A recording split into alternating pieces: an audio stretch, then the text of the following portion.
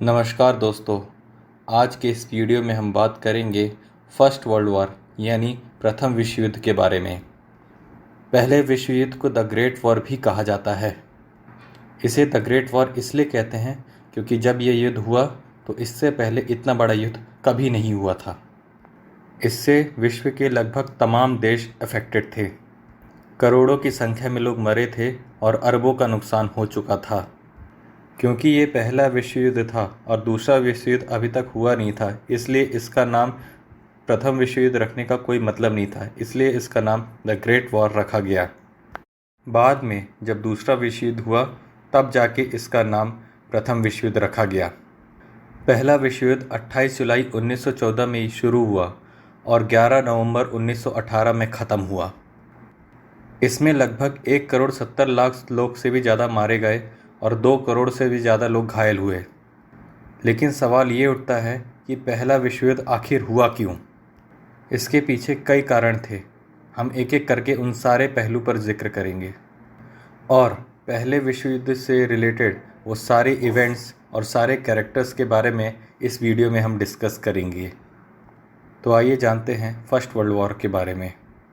पहले विश्व युद्ध को अंजाम देने वाली कुछ घटनाएं पहले विश्व युद्ध से पहले घटी थी।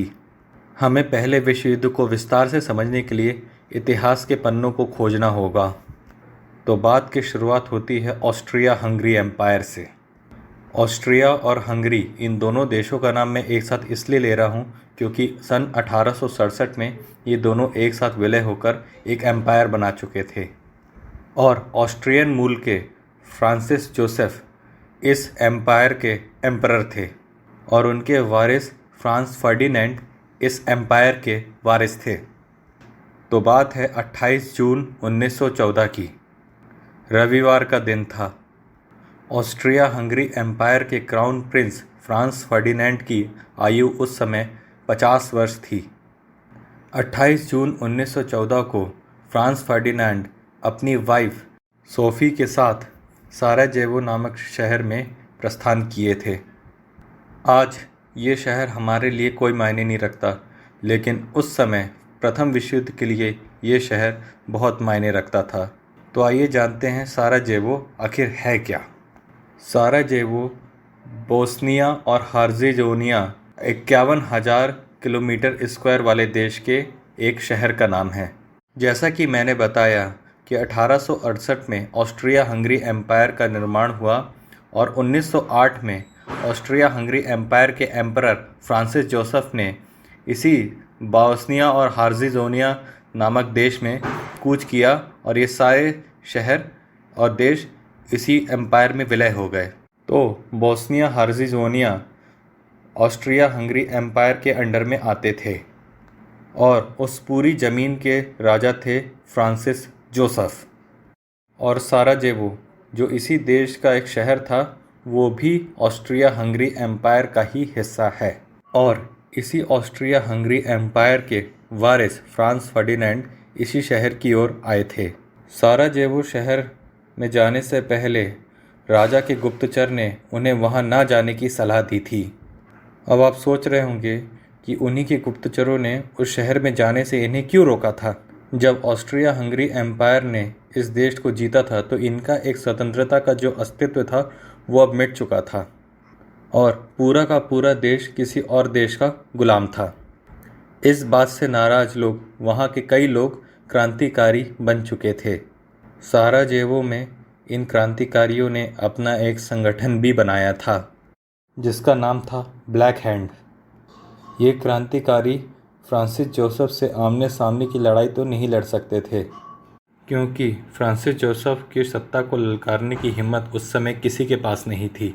इसलिए ऑस्ट्रिया हंगरी एम्पायर के गुप्तचरों ने क्राउन प्रिंस को सख्त निर्देश दिए थे कि वो इस शहर में ना आए।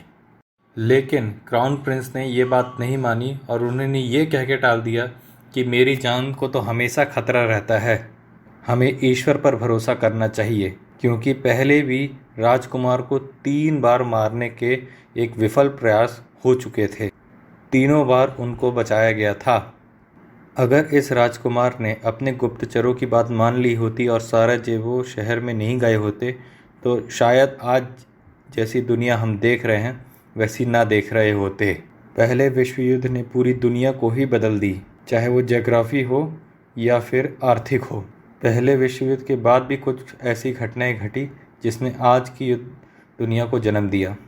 तो 100 साल पहले हुआ विश्व युद्ध पूरे दुनिया के लिए एक गेम चेंजर बन गया। तो ऐसे ही डिस्टर्ब मोमेंट में क्राउन प्रिंस अपनी वाइफ के साथ अपने गुप्तचरों की बात न मानते हुए साराजेवो शहर में चले गए। दिन था 28 जून 1914। उस वक्त संडे था। साराजेवो में एक रॉयल ट्रेन रुकी जिसमें से ये दोनों कपल्स बाहर निकले। सुबह के लगभग 9:45 बज चुके थे। वहाँ के गवर्नर ने इन दोनों दंपतियों का बहुत बड़ा स्वागत किया था। स्टेशन के बाहर 6 गाड़ियाँ खड़ी थी जो इस शाही दंपत्ति को लेकर गई थीं। इन दोनों के स्वागत के लिए बहुत सारे कल्चरल प्रोग्राम्स रखे गए थे। जो कारें उनको लेने आई थी वो सारी कारें जो है खुली छत वाली थी, और जो शाही दंपत्ति थी वो भी उसी खुली छत वाली गाड़ी में ही बैठी थी। रोड के एक तरफ बड़ी बड़ी बिल्डिंगें थी और वहीं दूसरी ओर कैनाल थी। कैनाल के आगे एक मोड़ था। मोड़ के पास एक पोल को क्रॉस करके आगे बढ़ना था। रेलवे स्टेशन के पास बहुत सारे लोग इस शाही दंपत्ति को देखने आए थे। बहुत ही ज़्यादा भीड़ जमा हुई थी। इस भीड़ में कई क्रांतिकारी भी थे जो आज राजकुमार का असैसिनेशन करने आए थे। आगे मोड़ आने की वजह से ये सारी गाड़ियां धीमी हुई थी। इस मौके का फ़ायदा उठाते हुए एक क्रांतिकारी ने अपने जेब से बॉम्ब निकाला और खुली छत वाली राजकुमार की मोटर कार पे फेंका। लेकिन इस बार भी देखो क्या हुआ। बॉम्ब गाड़ी की बोनट से टकराते हुए पीछे की ओर गिरा और बहुत बड़ा धमाका हुआ। बॉम्ब फूटते ही उस शख्स ने अपने जेब से साइनाइड की गोली निकाली और उसे खा ली, और उसके बाद वो पूल से नीचे गिर गया। लेकिन जहर धीमा साबित हुआ और कैनाल में ज़्यादा पानी भी नहीं था। इस वजह से वो शख्स बच गया। उसको उसी समय गिरफ्तार कर लिया गया। इधर फ्रांस फर्डिनेंड ने अपने ड्राइवर को मोटर रोकने का इशारा किया। वो मोटर से उतरे तो उन्होंने देखा कि उनके पीछे कई नागरिक घायल हुए थे। राजकुमार ने अपने अफसरों को कहा कि उन्हें जल्द से जल्द हॉस्पिटल पहुंचाया जाए, और कुछ समय के बाद राजकुमार अपने अफसरों के साथ आगे बढ़े। जब वो टाउन हॉल पहुंचे तो वो बहुत ही गुस्से में थे। उन्होंने वहां मौजूद अफसर और नौकरानियों को कहा, अब मुझे यहाँ के किसी भी कार्यक्रम में अभी इच्छा नहीं है, और उन्होंने सारे कार्यक्रम बीच में ही स्थगित कर दिए। और बॉम्ब धमाके में घायल हुए लोगों का हालचाल पूछने के लिए वो अपनी वाइफ के साथ हॉस्पिटल की ओर निकले। उनकी वाइफ सोफी बॉम्ब धमाके से बहुत घबरा गई थी। वो अपने हस्बैंड के साथ रहना चाहती थी और हॉस्पिटल जाकर उन घायलों को देखना चाहती थी। तो फर्डिनांड और उनकी वाइफ सारे कार्यक्रम को स्थगित करने के बाद हॉस्पिटल की ओर रवाना हुए। उनके पास वही मोटर गाड़ियाँ थीं और वही अफसर थे।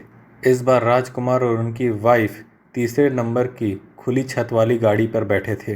टाउन हॉल से मिलिट्री हॉस्पिटल में जाने का रास्ता वही था जहां से वो पहले आए थे। इस रास्ते पर अभी भी भीड़ मौजूद थी। इस भीड़ में क्रांतिकारी अभी भी मौजूद थे। राजकुमार अपनी गाड़ी से जा रहे थे और जैसे ही उनकी गाड़ी धीमी हुई, उसी धीमी गति का फायदा उठाते हुए गैब्रिएलो प्रिंसिप नामक एक क्रांतिकारी ने अपनी बंदूक निकाली और राजकुमार के ऊपर तान दी और फायरिंग भी चालू कर दी और कई गोलियां चलाई। उसमें से एक गोली राजकुमार की गर्दन पर लग गई और वो पीछे की ओर गिर पड़े। उनकी वाइफ सोफी को पेट में गोली लगी। इसी बीच ड्राइवर ने अपनी गाड़ी रोकी और फ्रांस फर्डिनांड के गले पे अपना रुमाल डाला, लेकिन तब तक बहुत देर हो चुकी थी। अब फ्रांस फर्डिनांड और उनकी वाइफ दोनों की मौत हो चुकी थी। दोनों के शवों को साराजेवो से वियना भेजा गया। राजकुमार की हत्या का ये किस्सा बहुत ही ट्रेजिक था और इसका असर पूरे यूरोप में होने वाला था, लेकिन इसका इतना भी महत्व नहीं था कि ये पूरी दुनिया को ही बदल कर रख दे। लेकिन आज दुनिया में जो बहुत बड़ा बदलाव देखने को मिला है, उसकी मेन वजह यही है। और एक और बात, जिस व्यक्ति ने राजकुमार की हत्या की वो व्यक्ति सर्बिया का ही था, जिसका नाम गैब्रिएलो प्रिंसिप था, जो उन्हीं क्रांतिकारियों में से ही एक था और उनके साथ रहकर इसने ये कदम उठाया था। लेकिन वो जिस देश का नागरिक था वो ऑस्ट्रिया हंगरी के ही साउथ में आता था। और ऑस्ट्रिया हंगरी एम्पायर और सर्बिया ये दोनों एक दूसरे के दुश्मन थे। इस घटना के बाद सर्बिया को सबक सिखाने का तय हुआ। दुख की बात तो ये थी कि ऑस्ट्रिया हंगरी एम्पायर के एम्परर फ्रांसिस जोसेफ तो कई दिनों तक कोई प्रतिक्रिया दिए ही नहीं थे। ऊपर से ये इस घटना को एक डेस्टिनी मानकर भुलाते चले गए। लेकिन उनके सेनापति और उनके विदेश मंत्री ने सर्बिया को नज़र में रखा था। ये लोग सर्बिया को जीतकर और उसे ऑस्ट्रिया हंगरी एम्पायर मिलाने का ये मौका नहीं छोड़ना चाहते थे। इन लोगों ने सम्राट को राजकुमार की हत्या का प्रतिशोध लेने के लिए बहुत उकसाया। 23 जुलाई 1914 राजकुमार की हत्या के ठीक 25 दिन बाद ऑस्ट्रिया हंगरी ने सर्बिया को 10 प्रस्ताव का अल्टीमेटम भेजा। उसमें से सर्बिया ने उनकी 8 बातों को स्वीकार किया और 2 बातों को अस्वीकार किया, और उन्होंने बताया कि इन 2 प्रस्तावों से उनके राजधर्म भंग होता है। ऑस्ट्रिया हंगरी को यहीं पे बात ख़त्म कर देनी चाहिए थी, लेकिन उल्टा उन्होंने सर्बिया पर युद्ध की घोषणा कर दी। 28 जुलाई 1914 के दिन ऑस्ट्रिया हंगरी एम्पायर की सेना ने सर्बिया के उत्तर पश्चिम इलाके में बड़े टैंकों से गोले दागना शुरू कर दिए, और ये था प्रथम विश्व युद्ध का आगाज़। उस समय किसी को ये अंदाज़ा भी नहीं था कि तोप से निकलने वाले ये गोले विश्व के 28 देशों को अपने अंदर समेट लेंगे पहले विश्व युद्ध में। और वो युद्ध शुरू होने वाला था जो आज तक कभी हुआ ही नहीं था। और ऑस्ट्रिया हंगरी और सर्बिया के बीच होने वाले इस युद्ध का असर पूरी दुनिया पर होगा ऐसा कोई अनुमान भी नहीं लगा सकता था। लेकिन क्राउन प्रिंस फ्रांस फर्डिनेंड की हत्या ने तो इस युद्ध को जन्म दे ही चुके थे। तो अब हम बात करेंगे वो कारण जिनके वजह से ये युद्ध हुआ। पहला कारण, प्रिंस बिस्मार्क ने 39 छोटे छोटे जर्मन भाषी राज्यों को मिलाकर 1871 में जर्मनी नाम के एक बड़े ऑल इन वन राज्य का गठन किया। एकीकरण के नाम पर जर्मनी नाम का ये देश बहुत ही शक्तिशाली था। विल्हेम केचर इसी देश का लीडर बना था। इसके कारण पूरे यूरोप में डर का माहौल पैदा हो चुका था। इटली का जन्म भी 1861 में भाषावाद का नाम पर हुआ, इसलिए इटली नाम के एक बड़े देश का जन्म भी यूरोप में हुआ था और राजनीतिक समीकरण बदल चुके थे। इस बदलते हुए समीकरण ने पूरे यूरोप में एक राष्ट्रवाद की एक लहर दौड़ पड़ी थी जो भाषा और जातिवाद पर आधारित था। एग्जाम्पल के रूप में देखें, जैसे सर्बिया की जो जनता थी वो सर्ब जाति की थी और ऑस्ट्रिया हंगरी एम्पायर में भी सर्ब जाति के लोग पूरे क्रांतिकारी बने हुए थे। सबसे बलवान देश रशिया, जो कि वो भी इन्हीं जातियों के बिलोंग करता था, उनका समर्थन इन्हें प्राप्त था। रशिया ऑस्ट्रिया हंगरी एम्पायर के सामने एक बड़े सर्ब देश को खड़ा करना चाहता था, जिसके कारण वो सर्बिया को खुला समर्थन दे रहा था। वहीं दूसरी ओर ऑस्ट्रिया हंगरी एम्पायर में हिटलर समेत और भी कई लोग और पूरे के पूरे जितने भी जर्मन भाषी या जर्मनिक जाति के लोग थे वो दूसरी तरफ युद्ध के लिए खड़े थे। इसलिए जर्मनी का झुकाव ऑस्ट्रिया हंगरी एम्पायर की तरफ था। सर्बिया उनके लिए एक शत्रु देश था। अगर घुमा फिरा के देखें तो पूरा यूरोप 2 ग्रुप्स में बंट चुका था। तो ये भी एक पहला कारण था इस विश्व युद्ध का। अब हम दूसरे कारण की तरफ जाते हैं। प्रथम विश्व युद्ध का दूसरा कारण था हथियारों में एक आधुनिकीकरण, जिसमें नए नए मशीन गन्स, फाइटर जेट्स और भी कई एडवांस टेक्नोलॉजीज़ वाली वेपन्स इन सभी देशों को मिल चुके थे, जिससे ये शत्रु देश को चुटकी में ख़त्म करने का ख्वाब देखा करते थे। फाइटर जेट का इन्वेंशन भी एक रीज़न था। 1903 में राइट ब्रदर्स ने जो प्लेन खोजा था उसी का ही एक हिंसक रूप था फाइटर जेट, जो युद्ध में इस्तेमाल किया जा रहा था। जर्मनी के एंथनी फॉरक नाम के एक इंजीनियर इस फाइटर जेट के निर्माता थे। जर्मनी के बाद ब्रिटेन और फ्रांस भी अपने कंट्री के लिए ऐसे फाइटर जेट्स बना चुके थे। इन सभी देशों को अपनी खोजी हुई टेक्नोलॉजी पर बहुत ही फख्र था। लड़ाई के लिए बल देने वालों में जो नई नई तकनीकें आई थी उसमें से सबसे बड़ा रीज़न था जो सबमरीन्स यानी पनडुब्बियाँ आई थी। अगर देखा जाए तो उस समय समुद्र पे सबसे ज़्यादा प्रभाव ब्रिटेन का था। ब्रिटेन की नेवी को चैलेंज करना किसी भी देश के बस की बात नहीं थी, लेकिन जो खोजें हुई थी उससे इस दुनिया को बदल दिया था और ब्रिटेन का प्रभाव कम हो गया था और जर्मनी भी समुद्री ताकतों में ब्रिटेन के बराबरी पे आ चुका था। दोनों देशों में एक प्रतिस्पर्धा बन गई थी। ओशियंस पर ब्रिटेन की मोनोपोली जर्मनी हमेशा के लिए ख़त्म कर देना चाहता था। लड़ाई को और बढ़ावा देने वाला एक और कारण था, वो था मशीन गन। इससे पहले जितने भी युद्ध होते थे उसमें राइफल्स का यूज़ किया जाता था। तब एक ट्रिगर दबाने से सिर्फ एक ही बुलेट निकलती थी, लेकिन 1881 में हिरान मैक्सिन नाम के एक अमेरिकन ने पहली मशीन गन बनाई। तब से लेके 1914 तक उसमें काफ़ी सुधार हुए।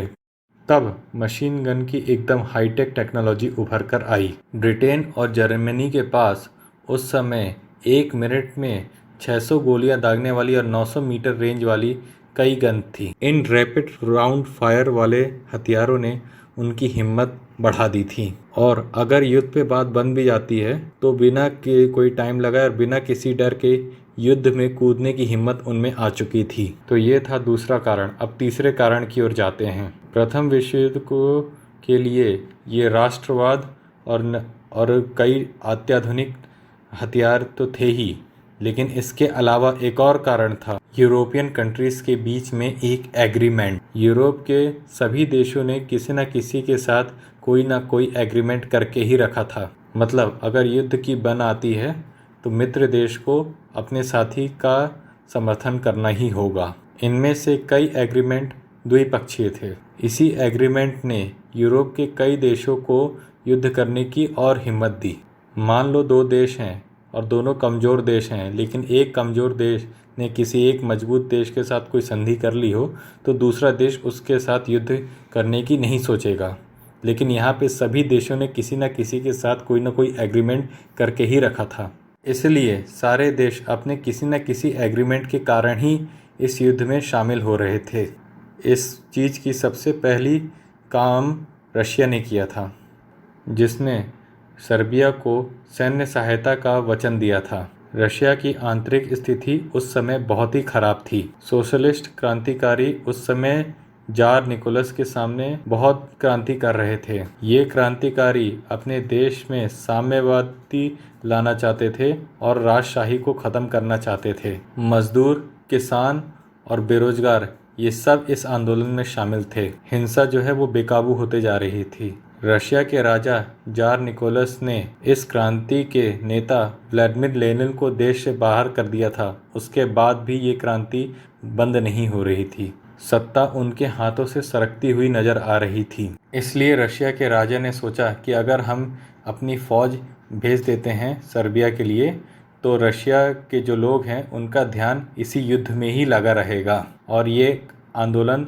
और ये सारी क्रांतियां जो है ये सब बंद हो जाएंगी।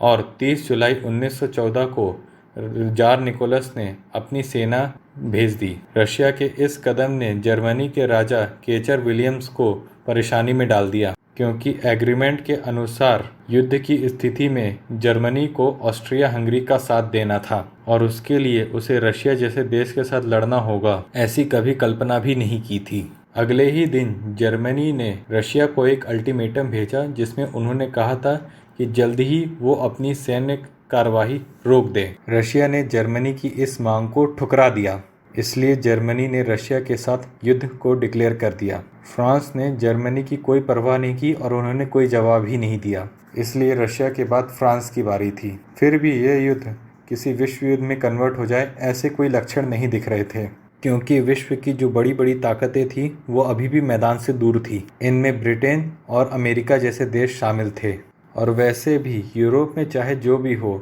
उससे अमेरिकन कंट्रीज़ को कोई लेना देना नहीं था। अमेरिका के लोगों को अगर कुछ लेना देना था तो बस यूरोप में रहने वाले कुछ सगे संबंधी या दादा परदादा, क्योंकि ये लोग वहीं के उसी मूल के थे। आज अमेरिका में जो भी दिख रहे हैं वो सब यूरोप से ही आए हुए लोग हैं। बाकी अमेरिका अपने ही सामाजिक और आर्थिक स्थिति से मतलब रखता था, उसे यूरोप से कोई लेना देना नहीं था। और उस वक्त 20वीं सदी की शुरुआत में विश्व की सबसे बड़ी ताकत ब्रिटेन था। ऑस्ट्रिया हंगरी के राजकुमार की हत्या हुई, उससे ब्रिटेन को कोई लेना देना नहीं था। इसलिए ब्रिटेन के प्रधानमंत्री हर्बर्ट शांति से बैठे हुए थे। और अगर ब्रिटेन लड़े भी तो किसके साथ लड़े? जर्मनी उसका दुश्मन नहीं था, दोनों के बीच दोस्ती थी। जर्मनी के राजा केचर और ब्रिटेन के राजा जॉर्ज पंचम दोनों मामा बुआ के पुत्र थे, मतलब कि कजन्स ब्रदर्स थे। चाहे कुछ भी हो जाए, ब्रिटेन ने अपने आप को दूर रखा था। लेकिन ब्रिटेन में मौजूद फ्रांस के राजदूत ने ब्रिटेन के पीएम के साथ एक मीटिंग रखी, इसलिए प्रधानमंत्री को लंदन में ही रहना पड़ा। दूसरे दिन दोनों मिले। फ्रांस के राजदूत ने ब्रिटेन के से प्रस्ताव रखा कि हमारी सरकार यह चाहती है कि जर्मनी अगर कभी फ्रांस पर हमला करे तो आप हमारा सहयोग करें और ब्रिटिश सोल्जर्स फ्रांस के सहयोग के लिए भेजे जाएं। इस विषय पर हम आपकी राय जानना चाहते हैं। हर्बर्ट ने साफ शब्दों में मना कर दिया। हर्बर्ट ने कहा कि मुझे खेद है कि मैं अपनी सेना फ्रांस में नहीं भेज सकता हूं। अगर यूरोपियन कंट्रीज में अगर युद्ध हो तो वहां पे मैं पूरे ब्रिटेन को नहीं ढकेल सकता हूं। अगर मैं आपको अगर हाँ कह दूं तो आज शाम तक मेरी सरकार गिर जाएगी। और वैसे भी फ्रांस को अभी तक जर्मनी के साथ कहाँ मतभेद हुए हैं। ब्रिटिश पीएम ने ये बात बिल्कुल सही कही थी कि जर्मनी और फ्रांस के बीच अभी तक ऐसा कोई मतभेद नहीं हुआ, लेकिन सिचुएशन उसके अगले ही दिन बदलने वाली थी।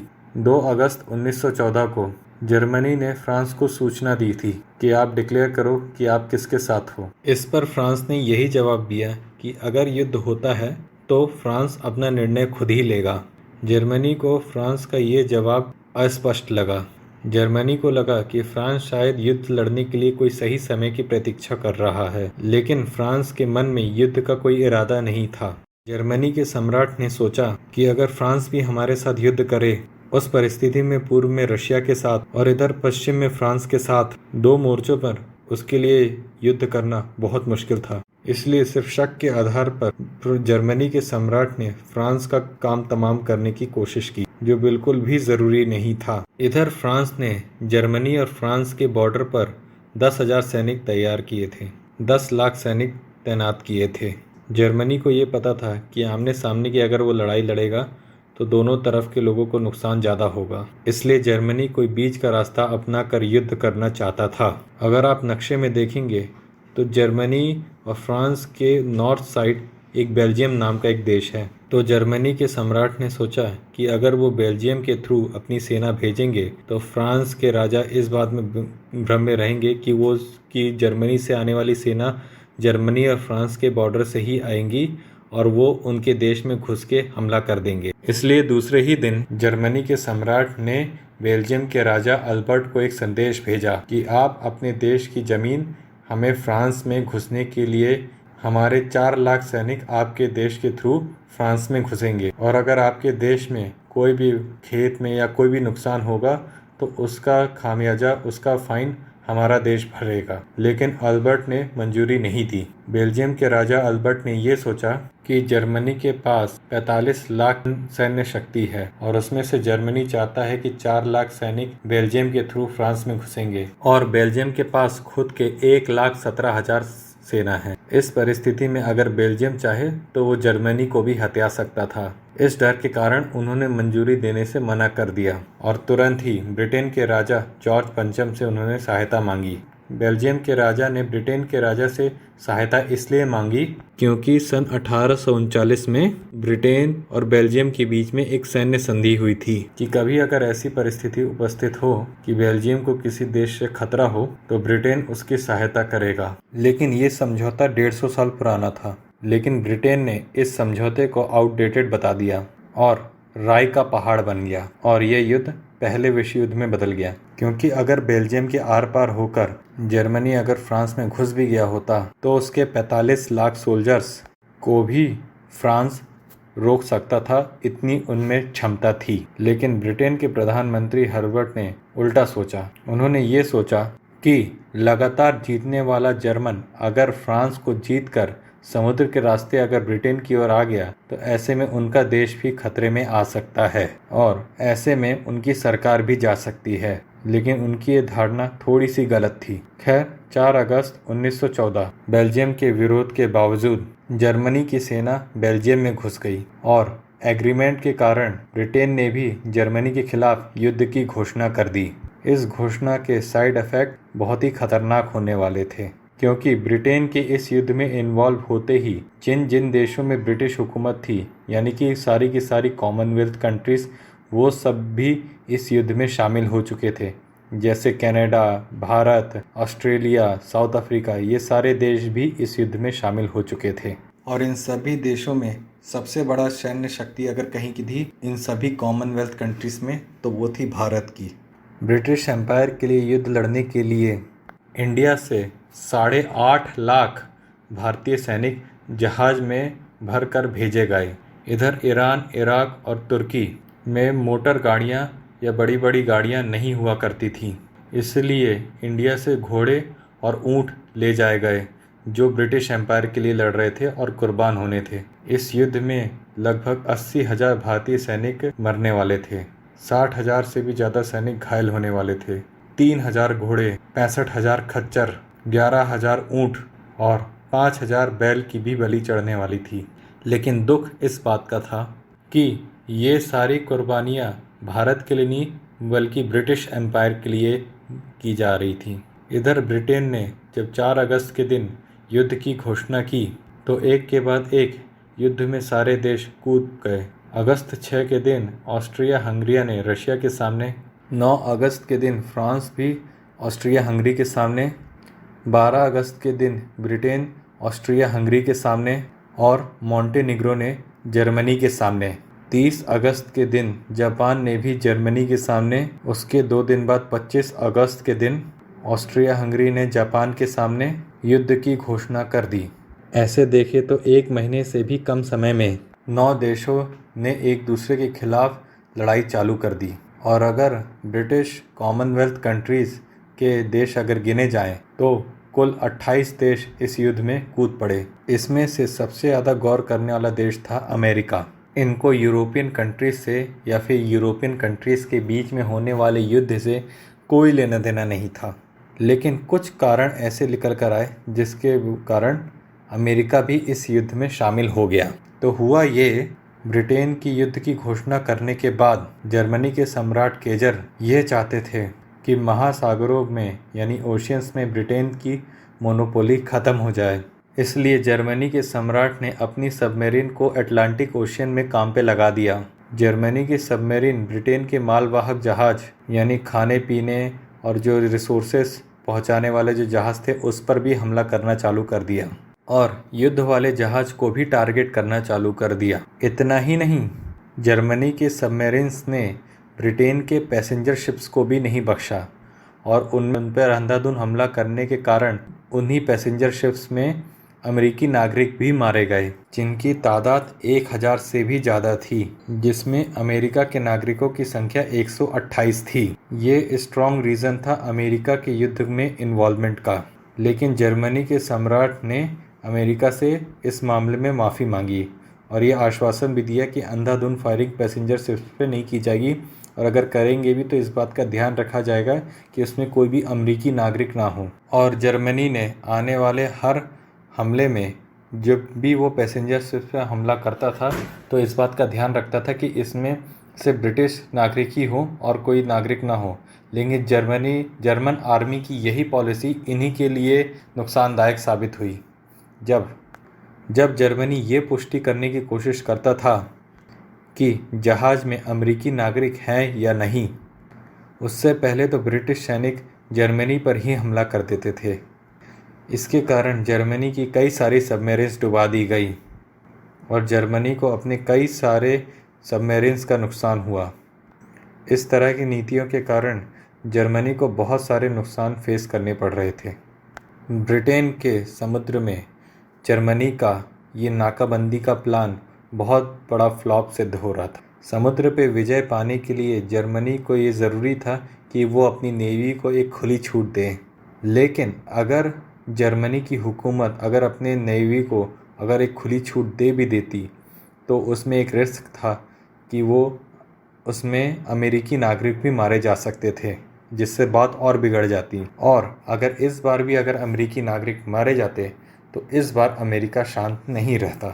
तो जर्मनी एक बहुत बड़े धर्म संकट से घिर चुका था और इस संकट से निवारण के लिए जर्मनी के सम्राट ने उपाय ढूंढ लिया था।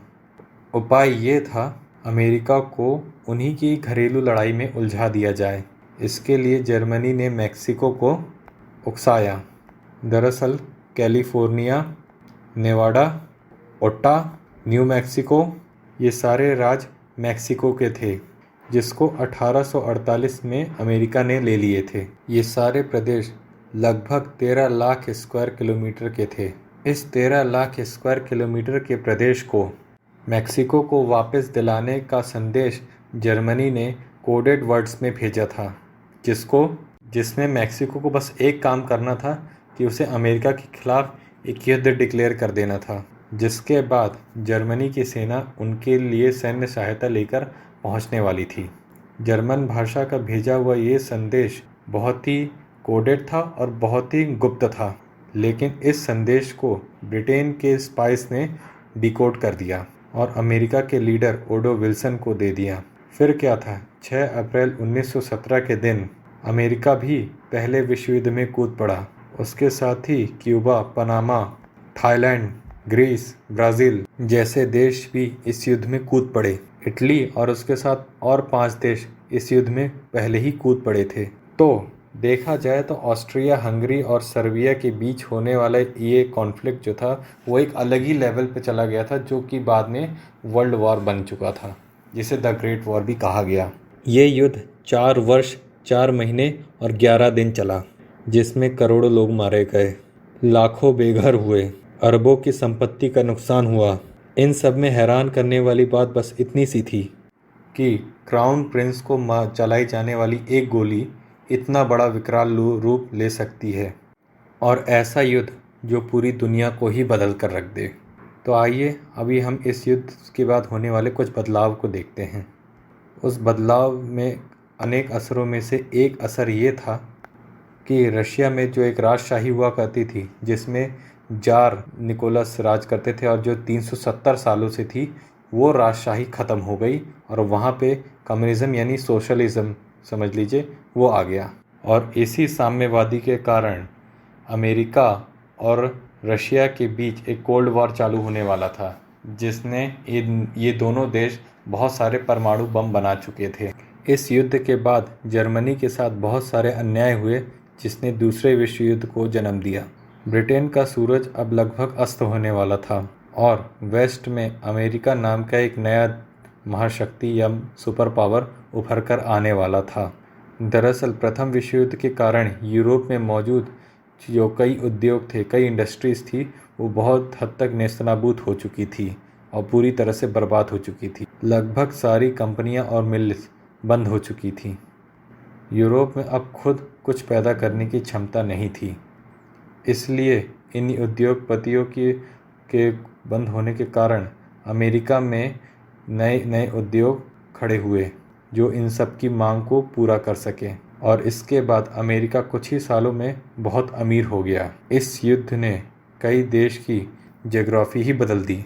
ऑस्ट्रिया हंगरी एम्पायर गिर गया और ऑस्ट्रिया और हंगरी ये दोनों अलग अलग देश बन गए। मॉन्टेनिग्रो का कोई अस्तित्व नहीं रहा। यूगोस्लाविया नाम के एक देश का जन्म हुआ। इस्थोनिया, लिथुआनिया और पोलैंड जैसे देशों का जन्म हुआ। इस विश्व युद्ध ने रोमानिया का ज्योग्राफी को डबल कर दिया। इस युद्ध के बाद अब देखिए जर्मनी के साथ क्या हुआ। इस युद्ध में जर्मनी बहुत बुरी तरह से हार चुका था, इसलिए जर्मनी के सम्राट को अपने देश का बहुत बड़ा हिस्सा अपने आसपास के देश को देना पड़ा। जर्मनी का लगभग 65,000 स्क्वायर किलोमीटर वाला जो ज़मीन था वो आसपास के देशों ने बांट लिया था।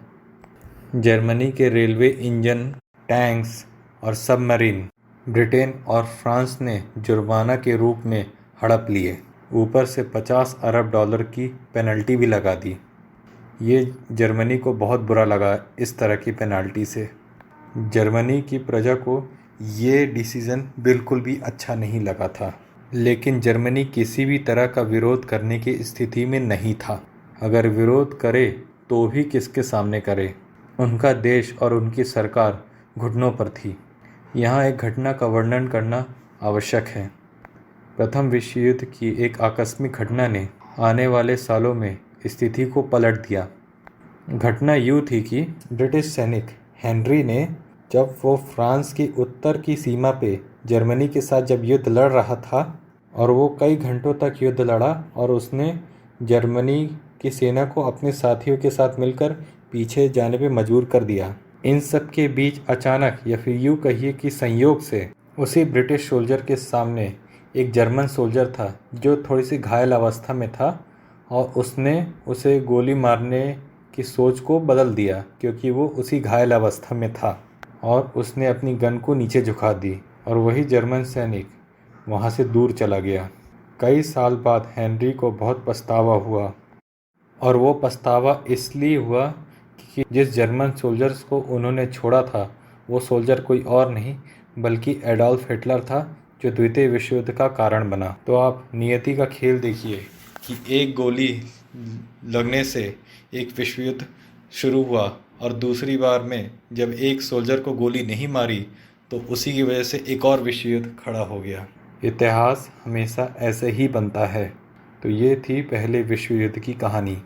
हम बहुत ही जल्दी सेकेंड वर्ल्ड वॉर की भी कहानी आपके सामने रखेंगे। अगर इस वीडियो पे आप कुछ कमेंट करना चाहते हैं तो हमारे कमेंट बॉक्स पे ज़रूर कमेंट कीजिएगा।